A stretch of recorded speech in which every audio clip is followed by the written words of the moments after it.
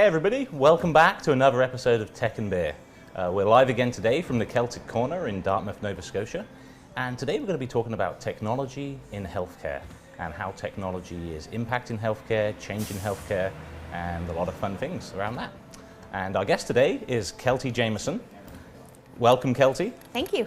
Thank you for having me. No problem. Keltie is the CIO of the Nova Scotia Health Authority and beer connoisseur. Yes. So Keltie is tech and beer, so we had to have her on the show. And yeah, so what's your background, Keltie? Oh, my background's kind of an interesting story. So I had never planned necessarily to go into tech or healthcare. I started working at a doctor's office at a very young age, and they implemented their first medical record, and no one in the office knew how to use it. So I had a computer growing up, and so I got involved in that and sort of built from there.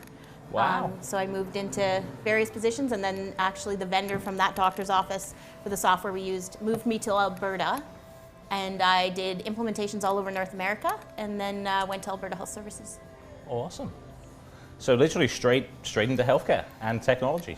I have a lot of people in my family that are in healthcare, so it sort of just felt like the natural place to be. Yeah. I think I would say I work in healthcare, I don't work in IT. Right. Technology is the secondary part, but I don't have a clinical background. And it's as we discussed before, actually, it's interesting you say that, because it's always important to have that business case understanding of your organization and how you apply technology. Yeah, so I would say my focus or my background is clinical informatics. Okay. So very much, making sure that what we deliver works for the clinical folks, is understood, we understand the impacts and how to get the most value clinically from what we deliver. So a little bit different probably than your typical, I purchased this piece of software and everyone has to use it and we're all going to use it the same way. Like there's so many different variations in how folks in healthcare need to use software or technology to deliver patient care. So where does the beer connoisseur piece come in? Oh, well, I've been working on that for a long time.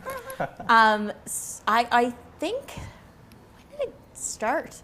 When all the craft beer places started popping up and you started to learn that there was something more than Keith's out there and Olin's and all the different types and the styles and the hops. I planted hops at my cottage this summer for the first time. Wow. Yeah, so I'm growing a hop farm. And you're going to brew your own? No, I don't think so. My brother-in-law brews beer. I'll give him some. Oh, okay. I've thought about maybe, exchanging the hops for beer with some places if they go well. That sounds like a good deal. Yeah, they say it's about 2 to 3 years to really get an excellent crop, though. It's perennial. Okay. Interesting. So what are we drinking today? You chose this Propeller. Propeller, it's California Common. It's relatively new in the last few months.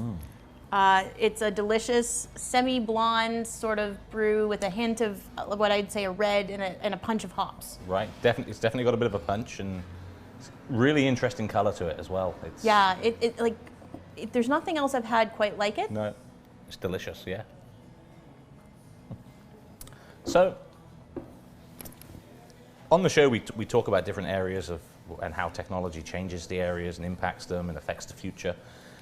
Healthcare is obviously a very interesting and important topic because it impacts everybody and there's lots of factors at play. So what are some of the biggest changes that you've seen in your career so far? So the implementation of electronic medical records in all kinds of different forms. So basically digitizing paper information, step one.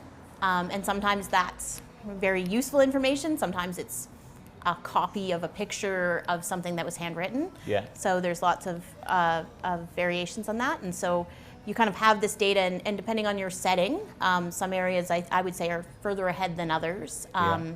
Community versus hospital, et cetera. But I would say we're hitting a tipping point now in Canada where lots of them are being refreshed. So if you look at different provinces, there's lots of the new vendor in town, someone's bought, there's consolidation. Yeah. And we've kind of hit this point where the systems have taken us to a certain point. Yeah. And now it is, let's refresh those systems, and what did we learn from the last 15 years? Yeah. Which is you need to be able to get the data out. Right. And I don't think we had that before, but with that comes the ability to do machine learning, AI, blockchain, lots of really neat technologies that sort of go beyond what we deliver in direct patient care. Right. So You mentioned in the past we weren't able to get the data out. What kind of data would we be looking at getting out? So it does vary depending on the system and how it was used. Yeah. But I would say a lot more text blobs, a lot more narrative Yeah. was probably captured, and definitely scanning. Okay. Scan document, great from a historical perspective, and I want to see what happened. It's not going to derive, data value to be able to do it. And Yeah. I would say there's probably some machine learning starting now that says it can interpret the handwriting. Yeah. But handwriting on a fax, do you remember those nice shiny fax machines with Yeah. that weird paper, like receipt paper, that are all blank now? Yeah. Like they only hold the color for so long. Just smears off. Yeah. So, we have probably not as much data in that Right. respect in Canada, probably parts around the world. So do you think that's data that would directly impact like the healthcare experience for patients? I mean, everyone knows that a patient that goes into a place and has to repeat their histories, allergies, etc., Yeah. over and over again, it's very frustrating. Yeah. And so connected systems across multiple care domains is the way to kind of, whether it's shared data or a single system, there is still lots of repetitive and siloed information. And it is interesting because when you look at the private commercial business space, there's lots of businesses that have evolved very fast from a technological perspective, and they can share information like instantaneously. But the healthcare sector, where it's regulated and a little slower to adopt new technologies sometimes, hasn't quite kept up with that, and maybe rightly so. I think there's a few factors. If you think about banking, so that's a prime example, pretty sensitive information, lots of technology that, who goes to a teller anymore? Right. On the other hand, how often does the Royal Bank share their information with the Bank of Montreal? Yeah. So not a lot. Yeah. So if you're all in the Royal Bank, great. But as soon as you want to move to the Bank of Montreal, so if you think about the Canadian Right. healthcare system, which is provincially or even district-based in a lot of provinces, okay, well now we have this situation where, one's not necessarily easily sharing with another. Yeah. The other part I would say is that there is a higher expectation, and rightfully so, of technology in healthcare. Yeah. Because of what can come, I think everyone would say finance or online banking, it's a no-brainer, we all do it, no one worries about it, Yeah. until something bad happens. Right. And it's also very specific information. Yeah. Like when I say a debit and a credit, no one in the world will question what that means. Right. If I say reason for visit, what does that mean? Right. Is it one word? Is it a narrative? Is it a drop-down list? How do I Yeah. know what goes in the drop-down list? Like there's so much about the whole clinical encounter that isn't specific to a transaction. Yeah. And transactional systems like finance systems do better. So it's not insurmountable, but I think there's a number of things that kind of restrict us from being as robust as we could be. So when you look at what's coming down the road, what excites you the most? What's the most interesting technology or use of technology? So I think being able to share information is going to be amazing. Yeah.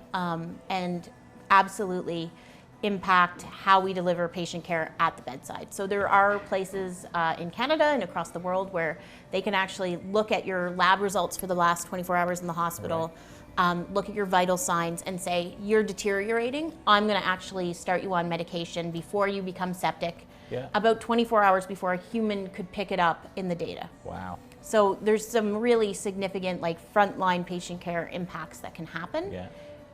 The low-hanging fruit and the things that we need to start going around is when we tie all these data sets together Right. and start to see what we're finding in patterns and machine learning and AI and those sorts of things. It's absolutely the future.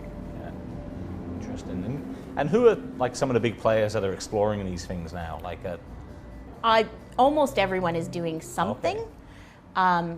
All the big companies I would say are IBM, Microsoft, like they're all Yeah. doing lots of AI stuff. From health system perspective, I would say most academic tertiary, so acute care centers that have, especially with an academic mandate attached to a university and things like that, are starting to look at what they can find. Yeah. The biggest hurdle is who do you share your data with and how comfortable Right. are you to share it? Yeah. So AI and things like that rely on large amounts of data to build models, which then learn over time. Yeah. Someone has to give them the data. Yeah. So it's all about now partnership agreements, what we learn, who owns the IP. You know, there's lots of nuances there. So as a patient, when as the health authority has my patient records and my medical records, do I own that as a patient, or do you own that as the health authority? It's an excellent question. And it's pretty much the same across Canada.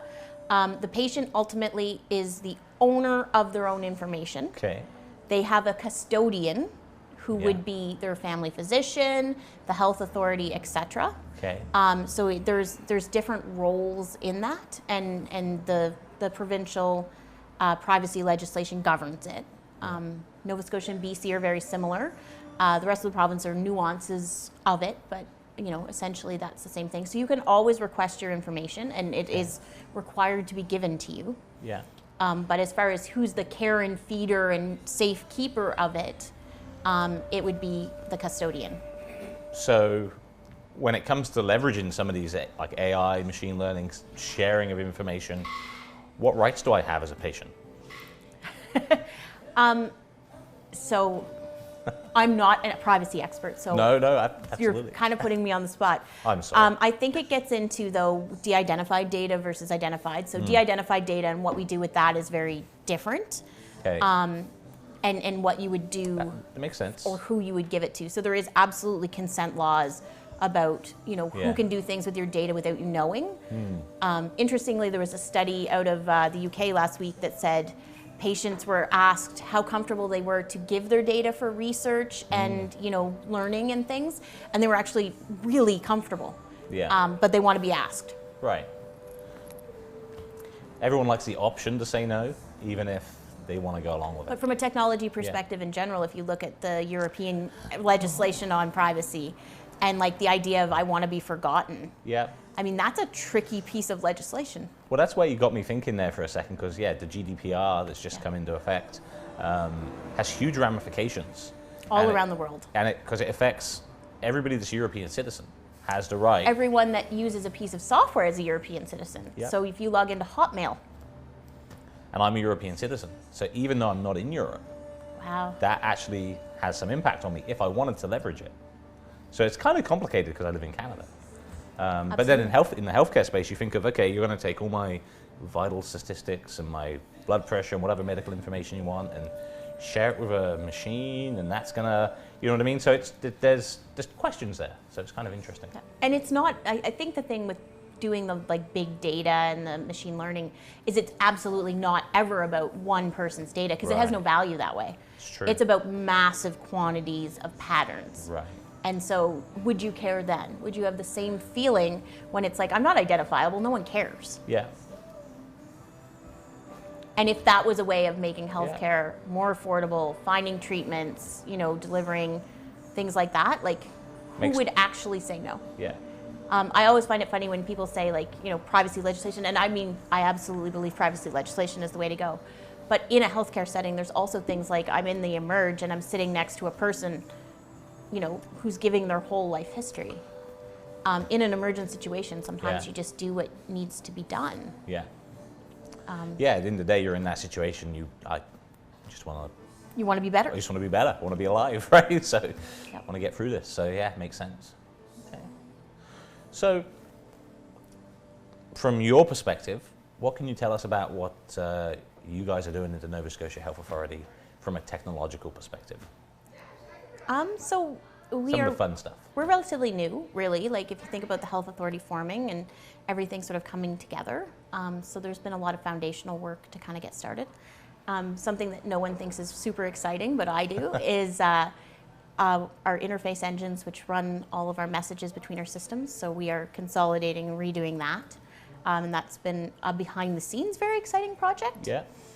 Because it does start to consolidate how we do things and things like that. Otherwise, you know, with the QE2 redevelopment going on, what are we doing from a technology for that point? What's sort of the common way of building hospitals? What kind of technologies would we like to embed? Yeah. And modernizing some of our systems. So for example, what we used to call nurse call, so you hit the button and someone came, Yeah. was run by a wire, a button, a wire to the nursing station. Okay. Largely very unit specific. And I mean, that's been replaced with an IT system, which is almost more like hospital communications. It starts to use smartphones and devices and alarming, and you can say, I want a glass of water versus I need to see the nurse. Wow. Which is, quite a change again when you think about the transformation clinically, if you can start to triage the types of information and who it goes to. It's not really a wow, it's a really makes sense. Why we couldn't do that already? You know what I mean? Yeah. Yeah, so that's been one of the big initiatives that we've been working on, sort of replacing as we go across the province and as units are being redeveloped and things like that. Okay. So you mentioned also earlier we were talking about a little bit about startups before the show and how startups often have, great ideas and great areas they want to explore. How do you work with startups today? Do you work with startups today? No, we absolutely do. We totally do. But I think there's always that balance between what's the expectation of the startup, what's the expectation of the clinical group wanting to use the software, and what's the long-term plan.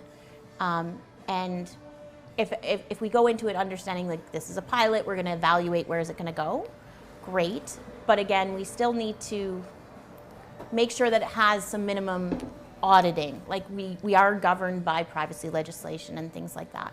So a system has to be able to do, especially if it has patient information. If it doesn't, much simpler. Right. But if it does stuff with patient information, there's a whole mess of things we need to be cautious of.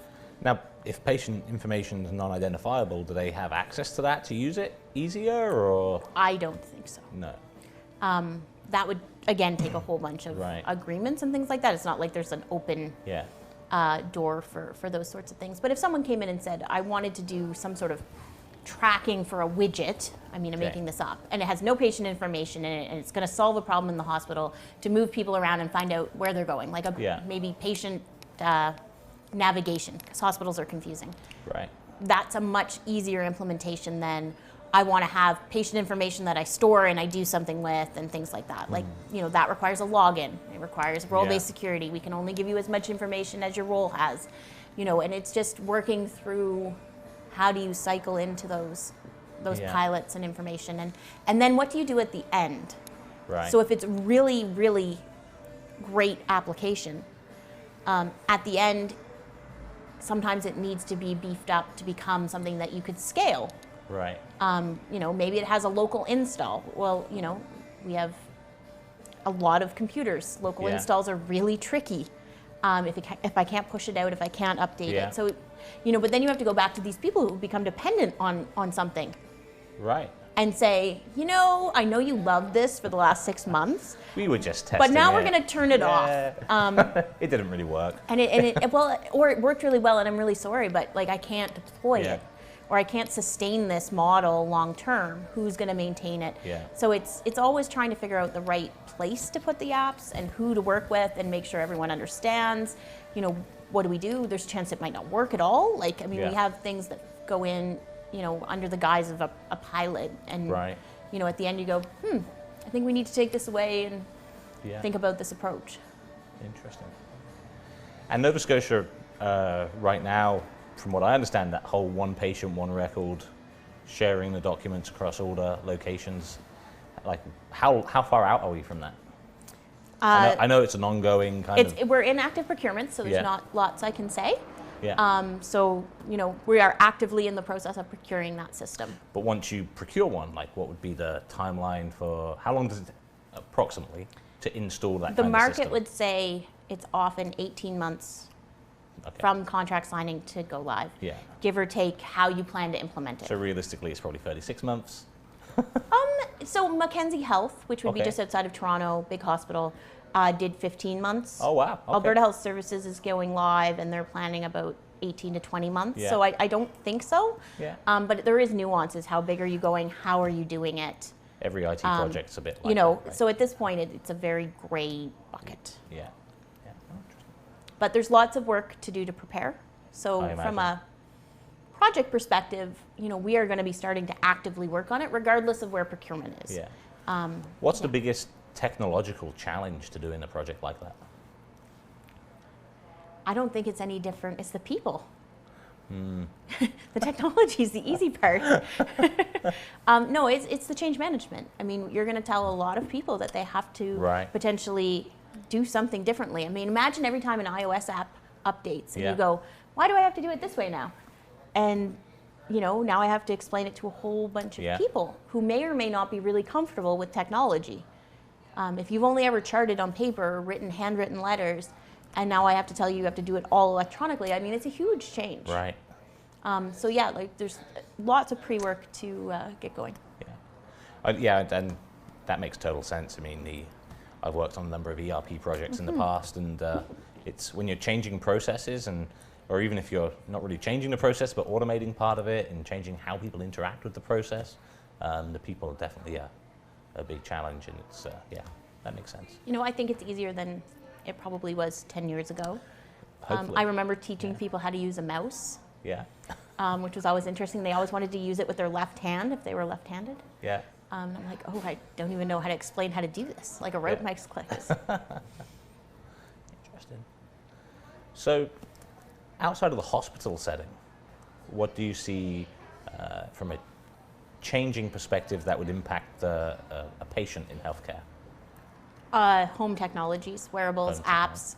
Yeah. I think there's over 1 million healthcare apps in the Apple iStore. Over 1 million? Over 1 million. Wow. I mean, I knew there was a lot, but 1 million? No, it's insane. How does one app even get noticed above another one? Like that's, I mean, I know there was, that's crazy. I mean, there's good ones, there's bad ones, there's reviews, there's free, there's not free. Yeah. But the ability for patients to sort of be more involved in how they, monitor themselves. A physician told me the other day that they had a patient who's quite, probably 70-ish. Their husband had just had heart surgery, and he was having faint spells. Okay. And so when they came in together, she said, I noticed he was having these faint spells, so I got him to wear my Fitbit. And I can tell you on this graph that every time he felt faint, his heart rate dropped. And it's like, wow, like if you can, you're a layperson, no medical background, and you can start to make these correlations, that's a game changer in how you interact with your care. And I think, when you look at some of the challenges Canada faces as a whole with rural communities and lack of doctors in those communities, technology can really help those communities. I've even talked about it before from a perspective of how technology can help those communities flourish, because you can work from anywhere, but you can also live and get healthcare from anywhere if you can do it in the home. Provided you have internet access. Providing you have access. You've got to be connected. I mean, cellular's getting better, but you need to have the connection. Yeah. Absolutely. I was telling you, there's a pilot project that just occurred in the US where patients actually, they ran an inpatient unit from your house. Right. And so the patient had technology that reported back to the hospital. The people from the hospital visited once a day. They had to be within a certain radius. But those patients, came out with better outcomes, not, eating their regular food. They didn't have to adapt. They were getting up and out of bed. And so, kind of a win-win, not for everyone. No. But in the situations where people could be set up that way and want to, that's a huge thing. Makes total sense. I mean, eventually doctors and nurses could be just driving around in cars all day. Oh, next stop over here, next stop over here. Yeah, absolutely. Like the cost in the infrastructure would make some sense there. So, interesting. Well, is there anything else you'd like to add? Anything else you want to tell us about before we wrap up here? It's there's a lot of different topics, and we could go down probably all of them and spend a long time chatting. Absolutely. But no, I think healthcare is a very emotional thing. We all need it. We all kind of understand it. And there's lots of really neat change that can happen, but technology supports it. It's all about where is the patient, where's the clinician, and how do we drive better patient care. And the technology is, we're kind of a behind the scenes lead in those initiatives. And overall, it's obviously going in the right direction. It's making some impactful changes. Absolutely. I mean, healthcare is complex. So nothing is solved without a bit of trial and error and let's see where we go.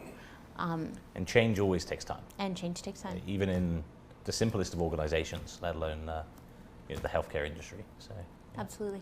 well, thank you very much for coming on the show. Thank you. It's been great, and thanks everybody for tuning in and watching this episode. Check us out. We've got a Facebook group now, Tech and Beer, and we've got a LinkedIn group. So make sure you follow us and keep your eyes open for the next episode. Thanks very much.